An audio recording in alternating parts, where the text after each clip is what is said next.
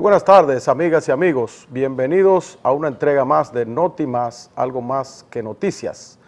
Normalmente nosotros comenzamos este programa con comentarios. Y más en el día de hoy que hay muchas noticias en el tapete.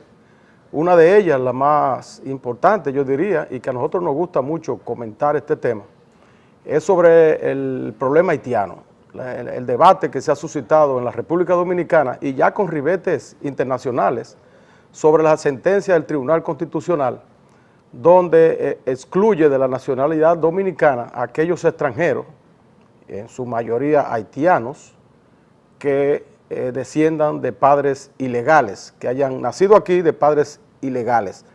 Esa noticia se ha mantenido durante 2 semanas en el primer plano en la República Dominicana y en el día de hoy resalta que la comunidad caribeña, el CARICOM, que agrupa a los países del Caribe, anglófonos fundamentalmente del Caribe, han emitido un comunicado y han enviado cartas de protesta al gobierno dominicano por esta sentencia.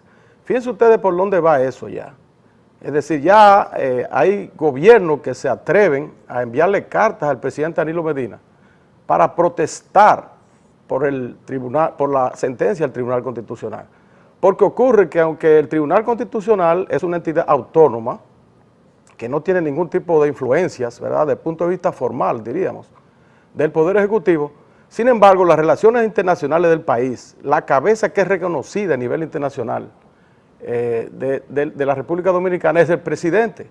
Es él el que lleva las relaciones exteriores, entonces sobre él es que va a caer todo lo bueno o todo lo malo de cualquier actuación de un tribunal o de otro organismo de la República Dominicana. Nosotros hemos estado diciendo en este programa que ese es un tema que hay que tratarlo con cautela, con mucho cuidado, porque aunque nosotros tengamos toda la razón del mundo con el asunto de la sentencia del Tribunal Constitucional, suponiendo que la tengamos, ¿verdad?, porque las opiniones están divididas, hay un debate en torno a esta sentencia, pero supongamos que sea correcta la sentencia del tribunal y aún así, siendo correcta, podemos dar la impresión diferente en el marco internacional. Y esto es si seguimos con muchas declaraciones estridentes que uno escucha todos los días, que no son la voz oficial del gobierno, porque la voz oficial del gobierno no se ha expresado. Nosotros tenemos una Cancillería en silencio total, que no se ha referido al tema. Y el presidente lo ha hecho desde un punto de vista muy correcto, a nuestro entender, porque ha enfocado la parte humanitaria, atrayéndose de hablar solo sobre las otras aristas de este problema. Yo creo que la parte humanitaria unifica al país y también nos da una imagen hacia afuera positiva, aún en aquellos sectores que son radicalmente, que han estado de manera radical torpedeando a la República Dominicana en los foros y en los organismos internacionales. Aún esos sectores quedan desarmados cuando se trata el tema humanitario, que es el que ha tratado el presidente Danilo Medina, porque es un drama humano el que viven decenas de centenares de haitianos que están en la República Dominicana, nacieron aquí, vinieron a prestar cualquier servicio, o sus padres vinieron a prestar cualquier servicio, y entonces nacieron aquí, ya tienen un tiempo aquí, y ahora resulta que no pueden ir a la escuela, no pueden tener los servicios fundamentales de educación, salud, etcétera, porque no tienen los documentos necesarios. Entonces, el Tribunal Constitucional, tratando o aprovechando un recurso de amparo que sometió a uno de esas personas, ¿verdad?, que se sienten excluidas de la nacionalidad, entonces emitió una sentencia general que abarca todo el problema de la nacionalidad en la República Dominicana. Por otro lado, ese debate solamente se circunscribe a la parte de esa sentencia y a la parte de la nacionalidad, pero no toca, a nuestro juicio, lo fundamental, que es el problema migratorio. El problema migratorio sigue igual. Yo soy de la frontera y sé que en la frontera este debate no está teniendo ningún efecto porque los haitianos siguen entrando y saliendo por la puerta fronteriza, por cualquier lugar de nuestra larga frontera sin ningún tipo de problemas. Cada día las migraciones son mayores en la República Dominicana y eso prácticamente no se han tomado los correctivos por muchos años, no solamente este gobierno, por muchos años no se han tomado los correctivos necesarios para nosotros tener una migración controlada en el país, sobre todo de haitianos, que es el país vecino. Entonces está ese tema interesante Está el tema que el presidente Danilo Medina está hoy en un foro internacional en Panamá, en una cumbre de presidentes, y ha clamado por que venga inversión extranjera al país. Están las protestas políticas en Haití, que son muy peligrosas, yo diría. Yo conozco un poco el pueblo haitiano. Estas protestas son eminentemente políticas porque se está pidiendo la renuncia del presidente. Imagínense ustedes, en las dos ciudades principales de Haití, en Puerto Príncipe y en Cabo Haitiano, multitudes de haitianos se han apostado al frente de las oficinas públicas. En el caso de Puerto Príncipe, frente al Palacio Nacional, tratando de quitar, de empujar a los guardias, al cuerpo del orden que quiere impedirlo, pidiendo la renuncia del presidente Martelly. Eso es una protesta eminentemente política, porque ya cuando se pide la renuncia, lo que están pidiendo es un golpe de Estado, que en Haití esto no es extraño, no es un pueblo que tiene una larga tradición democrática, ha tenido muchas interrupciones del orden democrático a través de los golpes de Estado. Entonces es preocupante esta situación que se está dando en el vecino Haití, que se podría conectar con lo que está ocurriendo aquí. Ya los haitianos que están en la República Dominicana no tienen miedo a protestar, ya van frente al Congreso, van frente al Palacio Nacional, van frente a la Suprema Corte de Justicia, lo están haciendo en todos los lugares, quiere decir que ya tienen confianza para protestar, ya se sienten con derechos, y esto es precisamente lo que se teme que se produzca en el país con esto de la sentencia. Algunos creen que podríamos, ¿verdad?, balcanizar la República Dominicana, hacer una especie de Kosovo donde coexistan más de una nacionalidad. Esto va a producir tensiones en el país y nosotros esperamos que se resuelva, que antes de que la Corte Interamericana de Derechos Humanos emita una condena a la República Dominicana, o que esos presidentes del CARICOM y otros que puedan añadirse sigan protestando y presentando en los foros internacionales a la República Dominicana como un país xenófobo, como un país que desprecia las migraciones. Tenemos que buscarle una salida, una solución a este problema. Más temas hay, por ejemplo, el Senado de la República. Los senadores se han planteado que el presidente los reciba para que incluyan obras que ellos están reclamando en sus provincias. La que más resalta es la presa de Montegrande, la región sur, que los senadores del sur, que son 12 en su totalidad, han llamado como el metro del sur, es decir, la obra que puede traer el desarrollo de esa región, y sin embargo no se le incluyó la partida que ellos estaban reclamando, que era de 100 millones de dólares para el año que viene. Solo se incluyeron 15, de manera que prácticamente eso paraliza esa obra. De manera que toda esta noticia, pero hoy vamos a dedicar prácticamente el programa entero a un tema, a conversar con un amigo, es el doctor, el reputado cirujano plástico de la República Dominicana, el doctor Jesús Abreu. Con el doctor Jesús Abreu vamos a tratar varios temas. Vamos a tratar el tema del ejercicio de la cirugía plástica, que es un tema siempre candente en la República Dominicana. Y también después vamos a tratar, y otro tema no menos importante, para mí muy fundamental, que es el de su hermana, que ha sido injustamente condenada en los Estados Unidos por asunto del Medicare. Una mujer inocente que lo hemos visto a través de la defensa que se ha presentado en documentales y de sus abogados, pero que sin embargo, como dijo el doctor Garzón, ese reputado jurista español, Benji Abreu estuvo en el lugar equivocado a la hora equivocada y fue víctima de esa condena de los tribunales norteamericanos. Doctor, para mí recibirlo aquí en el programa es una doble satisfacción. Primero, por su reputación como médico cirujano, que nadie discute en la República Dominicana. Gracias, gracias. Y en segundo lugar, por el trato que usted, y lo voy a decir públicamente, que usted le ha dado a mi hija, Lourdes María Michel, como asesor, quien está estudiando en Brasil, específicamente en Río de Janeiro, está estudiando una especialidad de cirugía plástica. Usted ha sido prácticamente su guía. Y si yo no menciono esto a ella, que está ahora mismo viendo el programa a través del internet en Brasil, entonces podría traerme algún problema. No, de verdad que fíjese usted, es una gran satisfacción para nosotros tenerlo aquí. No, la satisfacción es mía, y eso de colaborar siempre lo he hecho a través de toda mi vida, no porque sea ella ni nadie por el estilo, sino que en lo que sea ayuda yo estoy ahí presente siempre.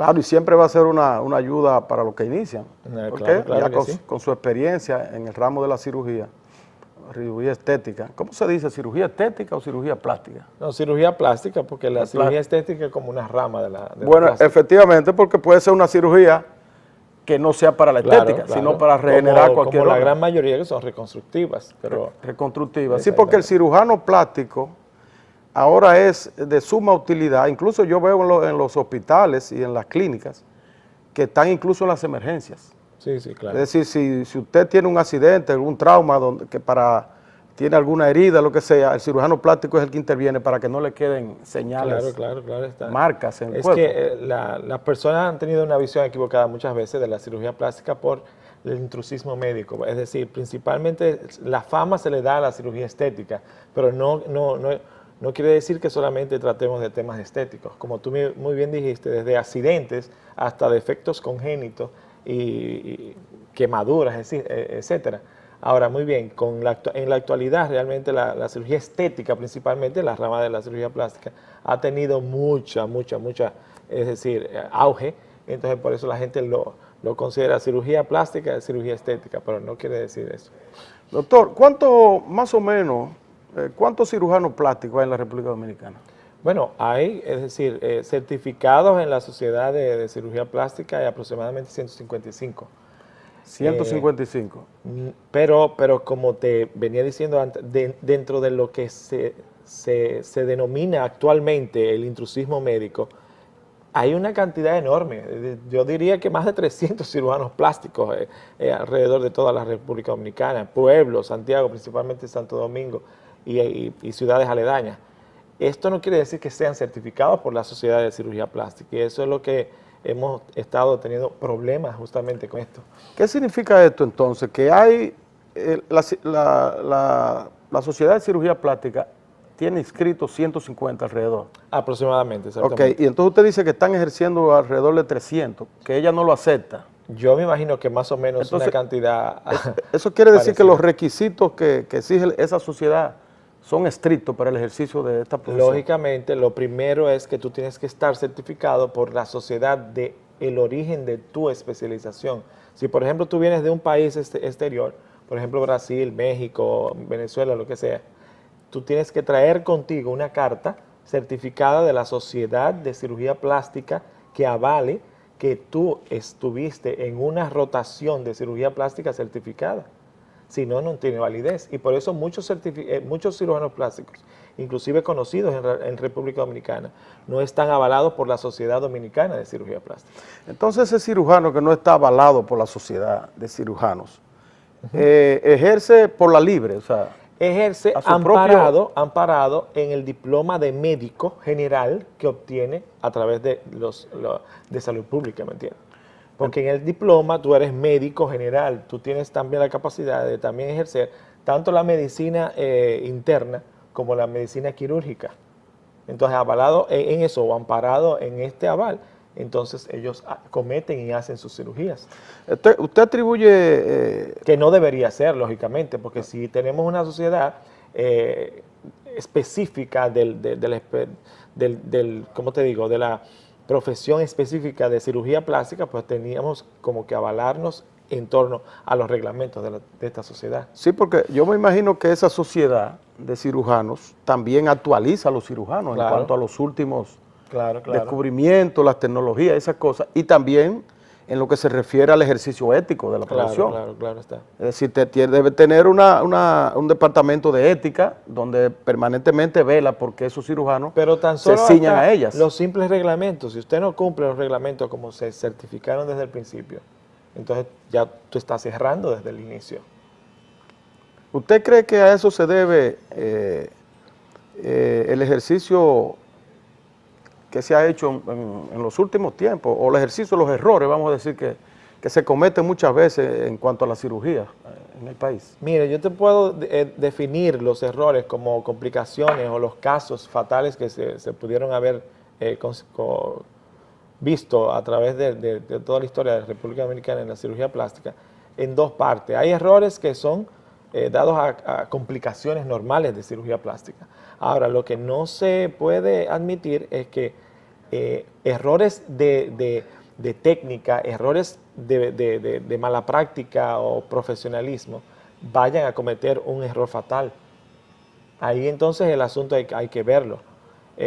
Por ejemplo, una paciente puede tener una complicación porque tenga, por ejemplo, un tromboembolismo pulmonar, que es una complicación normal de cualquier tipo de cirugía, no sencillamente de cirugía plástica, sino de cualquier cirugía plástica, de cualquier cirugía general, pero un error cometido por falta de que tú no le realizaste los debidos exámenes a esa paciente, ya entonces un error, o un error tecnológico o técnico, porque tú no usaste esta debida técnicas quirúrgicas en vez de otra, entonces ya hay un error profesional.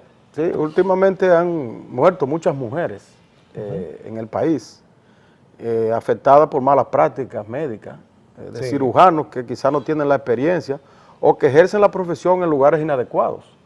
Porque a veces tenemos, por ejemplo, cliniquitas en un barrio sin ningún tipo de asepsia, que usted le dice, sin ningún tipo de... Pero a lo que yo también comento, las pacientes tienen una responsabilidad en esto. Sí. Porque tú llegas a un lugar y tú inmediatamente sabes si este lugar puede o no estar apto para tú realizarte una cirugía. Así es, entonces usted... Y muchas veces también se va por el menor precio, porque ahí es que está la cuestión. Quizás para eso sea recomendable que toda mujer u hombre también que vaya a hacerse una cirugía plástica, entonces debería consultar con la sociedad. Claro que sí, de cirujanos plásticos. Hay un libreto donde existen todos los cirujanos que están avalados por la sociedad. Efectivamente. Vamos a seguir hablando sobre este tema con el doctor Jesús Abreu en el siguiente segmento.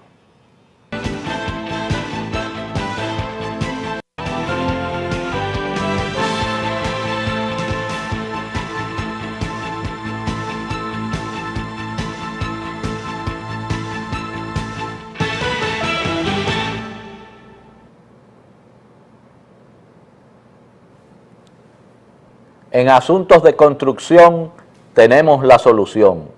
Solución Ferretera Natera Tapia, en la calle Carmen Mendoza de Corniel, número 48, en el ensanche Quisqueya, con los teléfonos 809-526-5493 y 809-565-3141. Bien, continuamos conversando con el reputado cirujano dominicano, el doctor Jesús Abreu, sobre diferentes temas. Jesús, estábamos hablando sobre lo que debe hacer una persona que quiera someterse a una cirugía plástica, en razón de que existe tanta inseguridad, ¿verdad? Médicos que lo hacen de manera no autorizada, otros que no tienen los lugares adecuados para hacerlo, que entonces debe consultar a la Sociedad de Cirujanos Plásticos para ver si el médico que le está ofertando hacer su cirugía pertenece a esa sociedad y así de esa manera tener algún tipo de garantía. ¿Cuál es el tipo de cirugía que más se practica en la República Dominicana? Cirugía plástica me refiero. Bueno, yo imagino que es una pregunta siempre que me hacen, pero yo tengo que, la verdad, decir que entre la liposucción y el aumento de mamas se la llevan ahí. Los senos, o sea... Sí, la mamoplastía de aumento realmente es una de las más principales. Pero ¿qué pasa? Que muchas veces se combinan estas cirugías con alguna lipo. Entonces, si vamos a ponerle en escala de cuál se realiza más, yo creo que sigue siendo la liposucción. La liposucción es para extraerle grasa del cuerpo, de cierta parte que se depositan, ¿verdad? Sí. Sobre todo las mujeres, para ponerse más... Principalmente grasas localizadas en todas las partes del cuerpo. Es decir, hay liposucción desde el mentón hasta antes de las rodillas, como digo yo. Después de las rodillas, yo no aconsejo, no me meto, porque ya el retorno venoso es lento y se tornan peligrosas cualquier tipo de cirugía. Y la cirugía también del glúteo, para aumentar el glúteo, eso también es peligroso. Muy de moda. No realmente peligroso porque tú tienes que ver las técnicas con que se haga. Yo, por ejemplo, yo hago muchos glúteos y normalmente lo que se inyecta, es decir, para dar volumen, se inyecta la misma grasa extraída a través de la liposucción, siempre y cuando sea con una técnica adecuada y inyectando la grasa en un lugar definido como mandatorio, no hay problema. Es decir, yo gracias a Dios nunca he tenido problemas, a menos que no sean problemas tipo de infección, y te puedo contar uno o dos a lo mejor en todo mi trayecto de mi vida profesional. Es decir, que es una cirugía segura. Lo que pasa es que comienzan a inventar y a poner elementos o materiales realmente que no son absorbibles para el cuerpo, entonces ahí tienen los problemas. Sí, mire doctor, escúcheme que yo le esté haciendo todas estas preguntas tan menudas. No, claro, claro. Pero este es un tema muy importante, muy Claro. importante, y yo estoy seguro que este es uno de los programas que más rating va a tener. Ah, Sí, porque aunque usted no lo crea, la mayoría de muchachas, de jóvenes, hoy en día están pensando desde que la tienen los 13, los 14 años, están pensando en hacerse una cirugía. Claro, claro. Muchas veces se ven defectos donde no lo tienen. claro, claro. Entonces tú le dices, pero tú te ves bien, tú estás perfecta, tienes tu nariz bien, tú tienes todo bien, tu mamas bien. Pero por eso, como te decía anterior, tiene que buscar un buen cirujano que realmente no tenga ansias de economía, es decir, que no tenga ese tipo de problema de hacerle la cirugía como quiera. Yo, por ejemplo, en mi consultorio, lo que más hago es despreciar al paciente, y no por el mismo hecho de despreciarla, sino porque muchas veces, como tú dices, solicitan un tipo de cirugía que realmente no necesitan, entonces tú tienes que tener la voz fuerte de decirle no.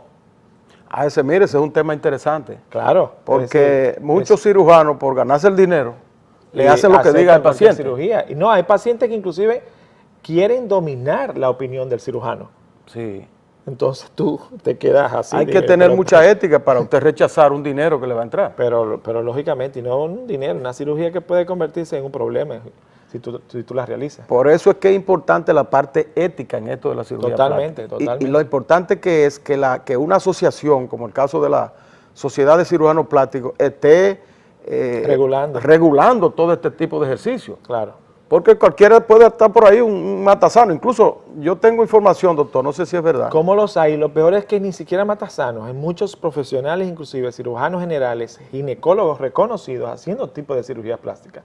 Sin Es que está sin más el tener problema. especialidad. Sí, no, sin tener la especialidad en cirugía plástica, ni el entrenamiento debido, ni la técnica sabida correctamente. Y lo peor todavía, muchas veces buscan opiniones y ayuda auxiliares de cirujanos plásticos. Oigan esto es grave lo que usted está diciendo. Entonces ellos se avalan por su nombre, pero no son ellos los que le hacen la cirugía, son otros cirujanos plásticos que le pagan, e inclusive van y hacen la cirugía plástica. Oh, Dios mío. Incluso yo tengo informe de que muchos médicos, ¿verdad?, que son anestesiólogos o que son cirujanos generales, van por ahí a hacer un cursito sobre cirugía estética de 2 Pero meses. lógico, 2 semanas a veces. Y después vienen y abren un consultorio. Entonces lo peor de todo, se amparan en una tal denominación de una sociedad de cirugía estética o de medicina estética. ¿Me entiendes? Entonces abarcan lo que sea medicina estética, la cirugía estética. Entonces ya ellos se nombran autosuficientes para poder realizar ese tipo de cirugía plástica.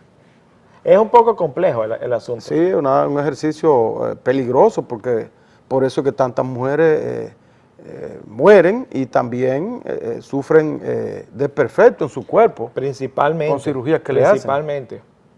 Complicaciones así, de ese tipo. Y complicaciones que no son justificadas por un tipo de técnica quirúrgica ni otra. Porque hay que tener mucho cuidado, ¿verdad? Por ejemplo, en el caso de del tratamiento postoperatorio, después con las infecciones y esas cosas. Claro, claro. Es decir, que muchas veces le hacen la cirugía de manera ambulatoria, la mandan para su casa y después una infección la agarra. Y muchas veces el cuidado mismo de la propia paciente. O muchas veces... Porque la paciente que se atreve a realizar una cirugía plástica en un lugar que es inocuo, en un lugar que de sentido común te puede decir, este lugar no, como que no me... Que no tenga la higiene suficiente. Hasta de higiene. Entonces esa paciente también tiene falta de higiene en su persona, en sí misma. Así mismo va a ser de controversial su postoperatorio. Entonces por eso los problemas. Porque muchas veces se toma de manera deportiva esto de la cirugía plástica. Claro. Y creen como, no, yo me voy a hacer los senos. Como si fuera un maquillaje. Viven en Santiago, déjame ir a la capital a hacerme los senos y después quieren retornar el mismo Así día. mismo. O viven en Nueva York, cogen un pasaje, vienen aquí, Así mismo. hacerse el asunto y después quieren retornar de una vez a Nueva York. Principalmente las de Puerto Rico. Porque las de Nueva York tienen un poco de temor porque queda un poco más lejos. El problema está en las puertorriqueñas, que como queda tan cerca. Entonces yo pienso, doctor, que también hay algo de culpa en este ejercicio ¿verdad?, alegre y muchas veces ilegal de la medicina estética, también en las autoridades, porque eso tiene que regularlo salud pública, me imagino. Claro está, porque hay una sociedad de cirugía plástica establecida. Entonces, para esas personas que no comparten o que no forman parte de esta sociedad, debería haber como un reglamento mayor para impedir que ejerzan la profesión. Bueno, de manera que también hay culpa institucional, que no se ha tomado tampoco con mucha seriedad esto de la cirugía estética. Es una profesión joven en el país, ¿verdad? No es tan vieja.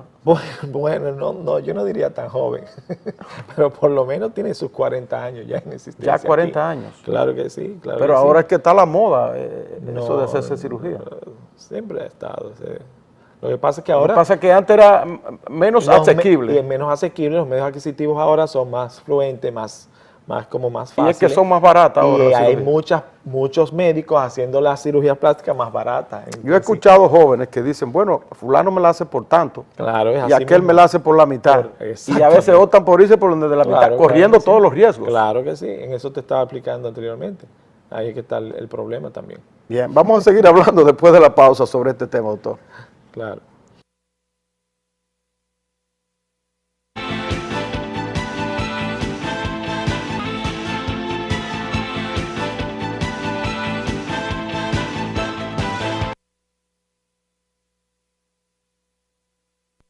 Tenemos la solución. Solución Ferretera Natera Tapia. En la calle Carmen Mendoza de Corniel, número 48, en el ensanche Quisqueya, con los teléfonos 809-526-5493 y 809-565-3141. Bien, continuamos con el programa. Hoy tenemos como comentarista invitado al reputado cirujano plástico de la República Dominicana, el doctor Jesús Abreu, quien nos honra con su presencia. Doctor, ya hemos hablado del ejercicio de la cirugía plástica, el ejercicio ilegal que se hace en muchos supuestos cirujanos que después resulta que no lo son, que conducen las mujeres sobre todo a tragedias, muchas veces hasta la muerte. Hemos hablado de la cirugía y de todas esas cosas. Ahora yo quiero que tratemos un tema que es importante. Se trata de su hermana Vanya Abreu. Todo lo hemos visto quizás en la prensa y en algunos medios de comunicación. Vanya Abreu es una dominicana que vivía o que vive en los Estados Unidos. Estuvo trabajando en una empresa, tuvo un percance ahí con el Social Security, tengo entendido, que la llevó a la prisión, vamos a decir, a una condena del sistema judicial americano, que ahora usted y la familia y muchos sectores del país están protestando, tratando de que se revise el caso. Exacto. ¿Usted podría explicarnos sucintamente cuál es la situación de su hermana Vanya Abreu? Sí, bueno, Vanya fue injustamente encontrada culpable de cometer fraude al Medicare por un delito que se llama conspiración en los Estados Unidos. Entonces, este delito primero, según los juristas que han revisado el caso, no se trataba ni siquiera de esa acusación de conspiración. Ahí comienza el problema, porque realmente todas las pruebas que supuestamente cometió la fiscal de los Estados Unidos, Jennifer Saulino, fueron avaladas en deliberate ignorance, es decir, en ignorancia deliberada, no de conspiración. Y era lo suficientemente necesario para inmediatamente la jueza Patricia Saez abolir el juicio inmediatamente, porque inclusive se estaban aportando unas pruebas que no coincidían con la acusación definida. Primero, Vanya fue sometida a un juicio donde participaron 6 enjuiciados al mismo tiempo, con acusaciones diferentes en número y en calidad. Es decir, a Vanya solamente se le acusaba de conspiración, y a todos los otros 6 más que en el mismo juicio, con el mismo jurado, fueron enjuiciados 2, 3, 4, 5 y 6 acusaciones a cada uno de los otros. Es decir, que era imposible un jurado tomar una decisión certera. Vamos a ver cómo construimos el cuadro para que la gente entienda. Vanya trabajaba en una clínica de psicología clínica y ella era como la supervisora de terapeutas. Sí. Ella no tenía nada que ver con admisión de paciente ni con... ¿Eso en el estado de Nueva York? No, en Miami. En Miami, ok. No tenía nada que ver con diligenciaciones financieras, de biliar, es decir, de hacer recibos, de nada, de dónde prevenían pacientes, porque ella era psicóloga. Ella no tenía nada que ver con admisión, ni con de alta, ni mucho menos prescripción de pacientes. Okay. Ella es doctora en psicología y psicología clínica, exactamente. En esa clínica. Y los dueños de la clínica estaban haciendo fraude con una compañía paralela, inclusive al Medicare. Es decir, ese tipo de fraude se hace, que aceptan pacientes, o sea, pacientes ficticios. Bueno, hay una serie de connotaciones, como pago de kickback, lavado de dinero, malversación de fondos, falsificación de firmas. Okay. El dueño de la clínica estaba acusado de eso. Y los dueños, eran 3, un hombre y 2 mujeres, lo consideraron culpable inmediatamente. A Larry Durán, que es el dueño principal, le pusieron 50 años de prisión y a las otras 2, 35 años. Una de estas dueñas, Marianela Valera, tomó la decisión de hacer una negociación con la Fiscalía y con el gobierno de los Estados Unidos e involucró a 21 empleados de la compañía, dentro de los cuales se encontraba Banya. Entonces, todos estos fueron encontrados culpables. Entonces, Banya involucrada porque ella trabaja en la clínica. Porque ella trabajaba en la clínica. Supuestamente se está burlando de Medicare. Exactamente. Banya no era su único trabajo, ella trabajaba hasta las 2 de la tarde. Luego trabajaba en Broward University y en Nova University como catedrática de esas 2 universidades. Y viene a ser que ella debía haber sabido.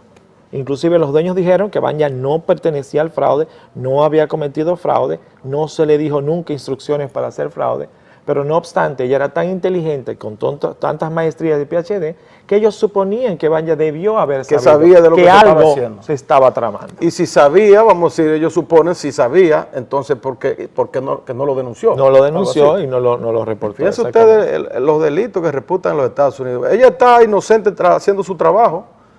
Todo el que está trabajando en una institución no quiere perder su trabajo, no quiere hacer nada en contra del dueño ni nada de esas cosas, cumple con sus funciones, va al trabajo, vuelve a su casa, cobra y trabaja normalmente. Sin embargo, fíjense ustedes cómo la involucran por el hecho de estar. Por eso es que el juez Garzón dice que ella estaba en el lugar equivocado, en el momento equivocado y sin estar haciendo absolutamente nada, es involucrada. Claro, y lo peor de todo es que durante el juicio no se le permitió, las pruebas exculpatorias no se la permitieron exponer, ni a ella ni al abogado. Es decir, eran delete totalmente a cada rato. Es decir, yo estuve en 3 ocasiones en el juicio y esto parecía algo inédito. Es decir, como caña para el ingenio. O sea, no, el jurar, y oye, debe decir que fueron 2 meses y medio que duró el juicio. Todos los días desde las 9 de la mañana hasta las 5 de la tarde. Pero eran 6 personas enjuiciadas al mismo tiempo. Es decir, imposible. Un jurado ya cansado de oír cosas que inclusive ni entendían, porque la mayoría de cosas eran profesionales, es decir, ellos no tenían ni la capacidad intelectual para entender. Muchas veces le permitían hasta tomar capuchino en la misma sala de la corte, Pepsi Cola, refresco, es decir, una cosa que no tenía madre. Doctor, vamos a hacer una pausa. Estamos conversando con el doctor Jesús Abreu. Vamos a hacer una pausa y volvemos.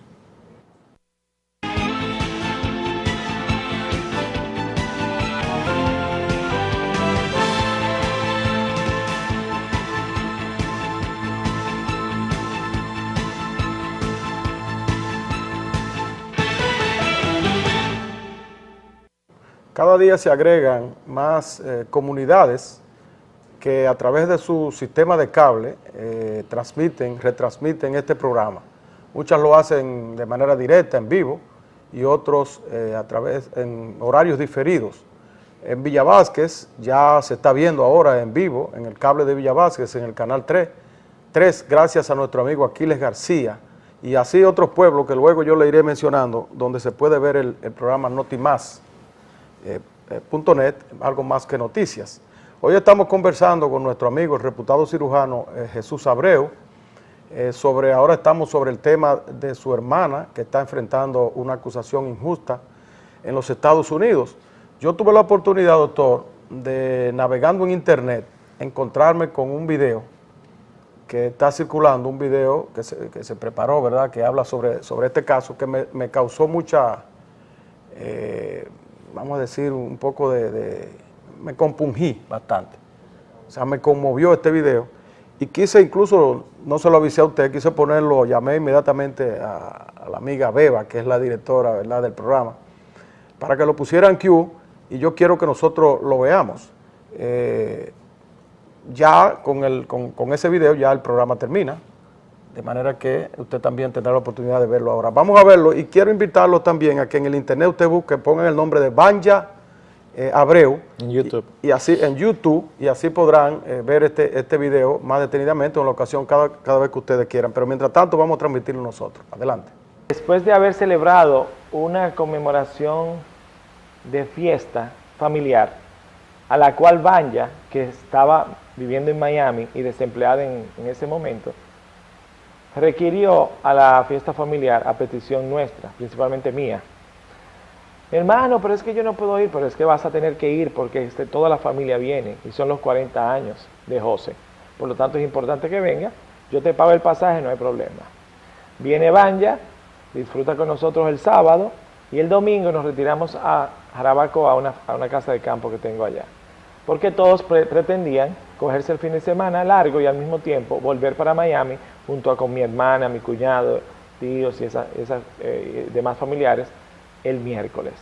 El martes por la tarde, por la mañana, recibimos la noticia de que su esposo llama desesperado a mi casa, pues ya yo estaba aquí en Santo Domingo, ellos se habían quedado en Jarabacoa, de que el FBI estaba buscando a Vanya, pero un aparataje impresionante a las 6 de la mañana, recogiendo todos los niños, inclusive los dos hijos de Vanya que estaban durmiendo a esa hora, y transfiriéndola a la acera, buscando todo con ametralladoras, rifles, escopetas, todo lo que tú te puedes imaginar, lo cual no encontraron a Vanya, porque Vanya estaba en Santo Domingo en ese instante, lo cual ellos no creían.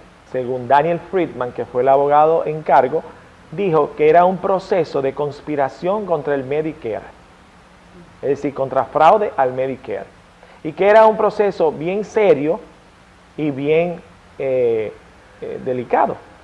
Vanya dijo, será bien serio, será lo que fuera, pero a mí me van a tener que explicar lo que está pasando y yo me voy ahora mismo. Ella misma fue de República Dominicana hasta Estados Unidos para presentarse a la justicia. Quien teme algo no creo que pueda hacer eso, máxime siendo dominicana, y sabía que no iba a ser extraditada, ¿no? Vanya trabajaba en ATC, American Therapeutic Corporation, por 4 años y medio en la ciudad de Miami. Es una compañía de atendimiento psicológico a personas necesitadas de este tratamiento, diversos. Entonces, en esa clínica, aparte de todos los otros seguros privados y todo, también parece que manipulaban los pacientes que venían a través del Medicare, que tienen Medicare, que son muchos pacientes en Estados Unidos. Esta firma ya había sido cerrada, es decir, esta compañía ya había sido cerrada en octubre del 2010, porque acusaron a los dueños de hacer fraude contra el Medicare. Cerraron la compañía, todo el mundo asombrado, Vanya se quedó en la luna porque no entendía nada, y luego vino a entender porque inclusive se dio cuenta de que estaban buscando a los dueños porque hicieron un desfalco de supuestamente 205 millones de dólares como fraude al Medicare. ¿Qué ocurre? El Medicare fue un caso que políticamente se presentó como el gran éxito del gobierno federal y de la Fiscalía contra el fraude en el ámbito de la salud.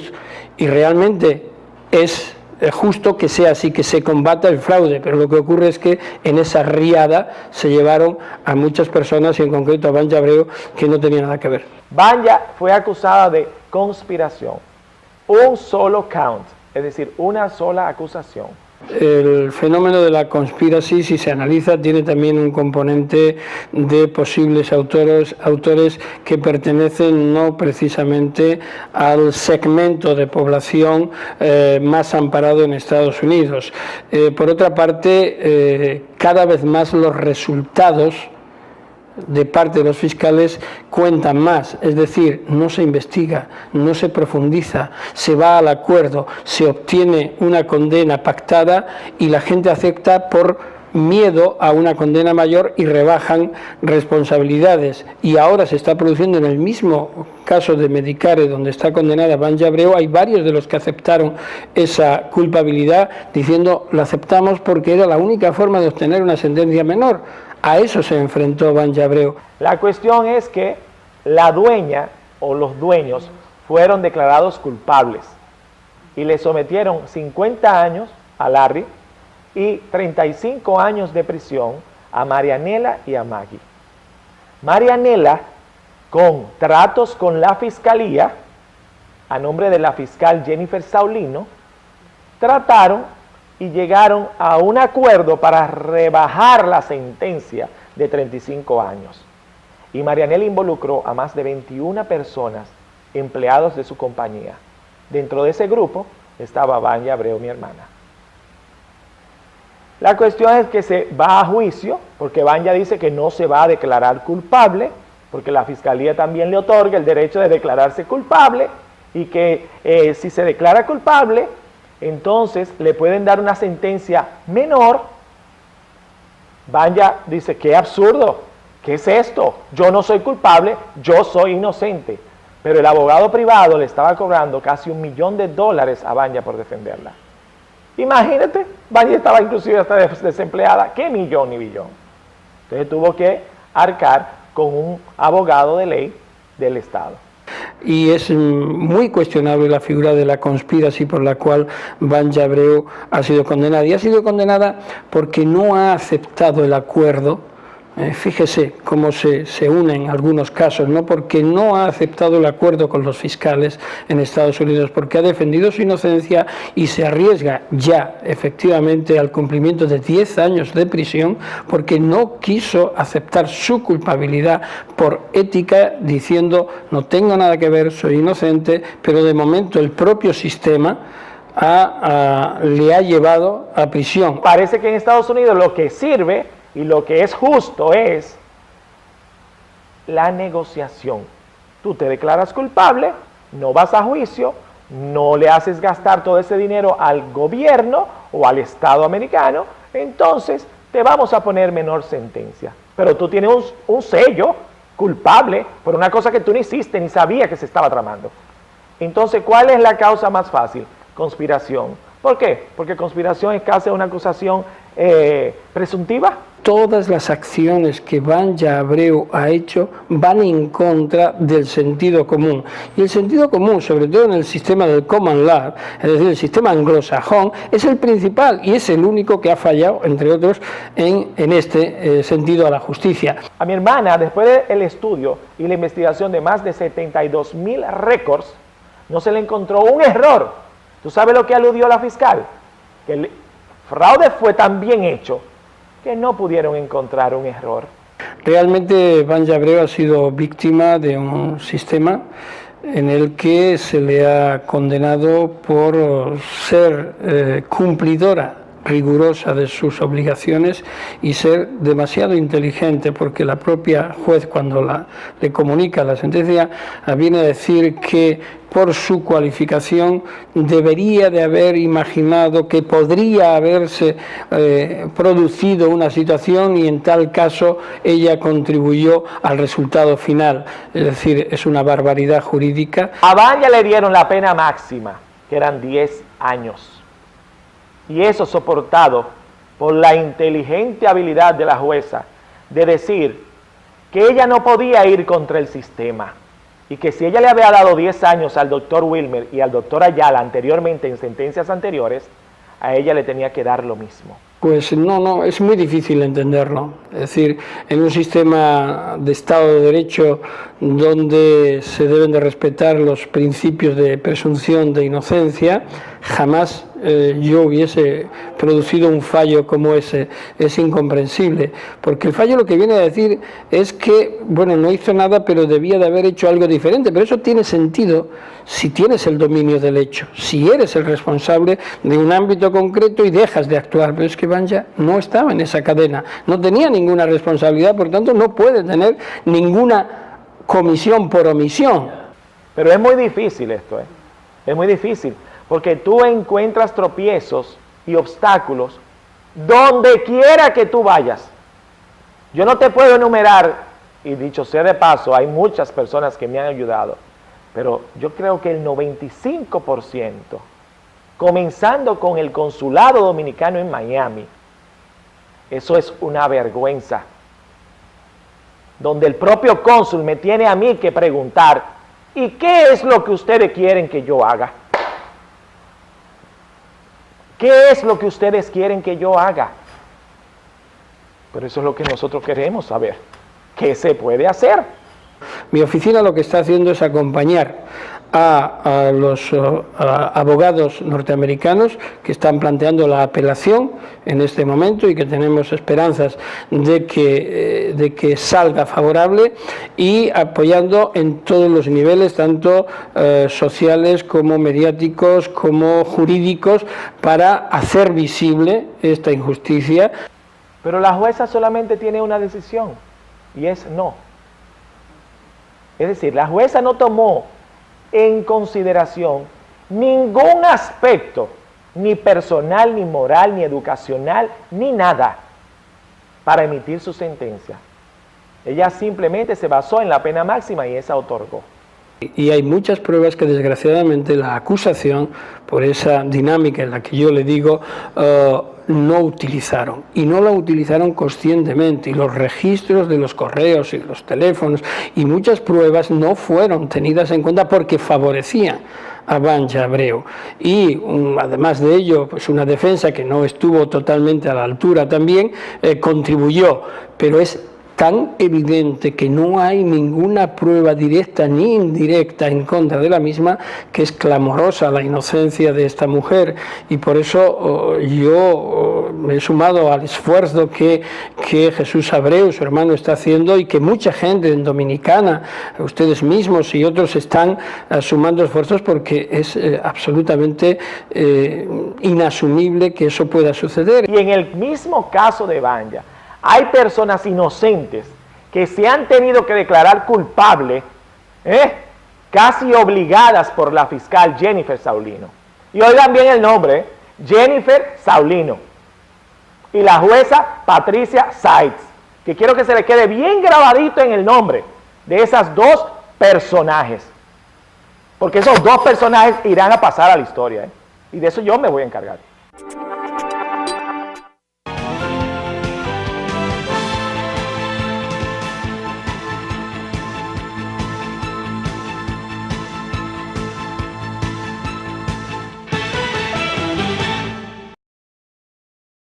Este programa, que ese es un tema que hay que tratarlo con cautela, con mucho cuidado, porque aunque nosotros tengamos toda la razón del mundo con el asunto de la sentencia del Tribunal Constitucional, suponiendo que la tengamos, ¿verdad? Porque las opiniones están divididas, hay un debate en torno a esta sentencia, pero supongamos que sea correcta la sentencia del tribunal, y aún así, siendo correcta, podemos dar la impresión diferente en el marco internacional.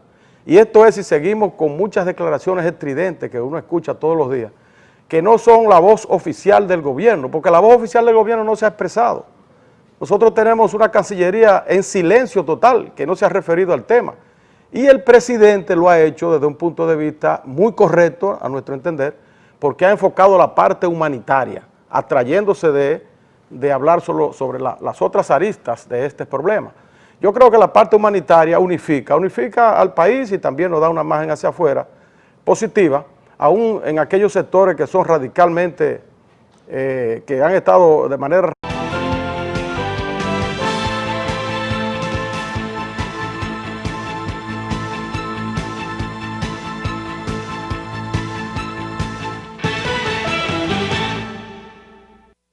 Muy buenas tardes, amigas y amigos. Bienvenidos a una entrega más de Noti Más, algo más que noticias. Normalmente nosotros comenzamos este programa con comentarios, y más en el día de hoy, que hay muchas noticias en el tapete.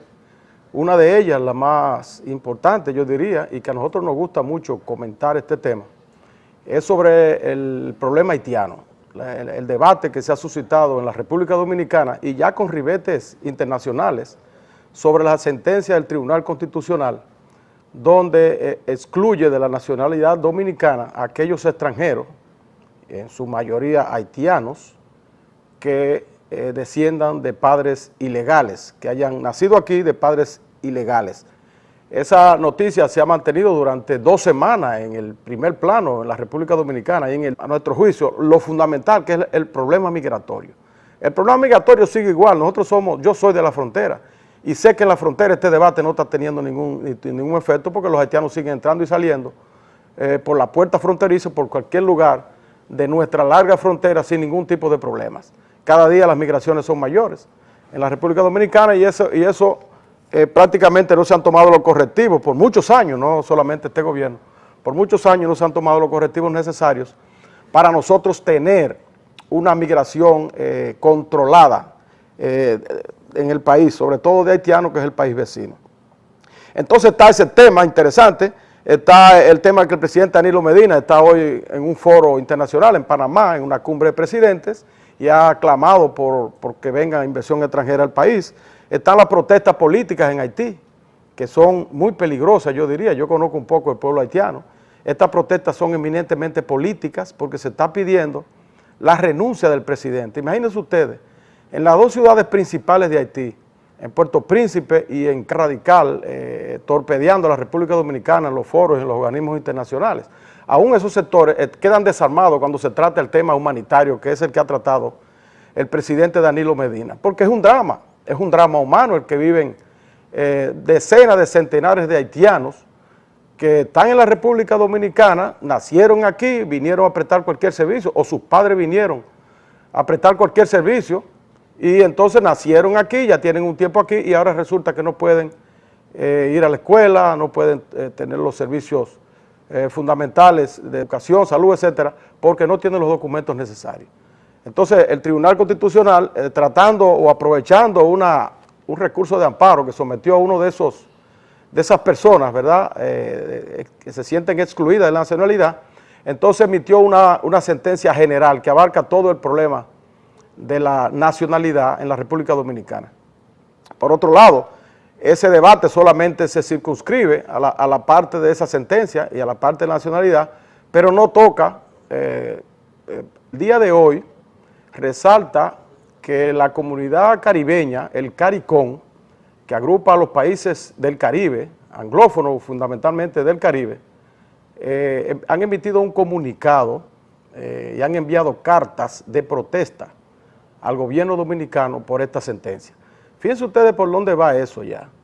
Es decir, ya hay gobiernos que se atreven a enviarle cartas al presidente Danilo Medina para protestar por la sentencia del Tribunal Constitucional. Porque ocurre que aunque el Tribunal Constitucional es una entidad autónoma, que no tiene ningún tipo de influencias, ¿verdad?, desde el punto de vista formal, diríamos, del Poder Ejecutivo, sin embargo, las relaciones internacionales del país, la cabeza que es reconocida a nivel internacional de la República Dominicana es el presidente. Es él el que lleva las relaciones exteriores, entonces sobre él es que va a caer todo lo bueno o todo lo malo de cualquier actuación de un tribunal o de otro organismo de la República Dominicana. Nosotros hemos estado diciendo en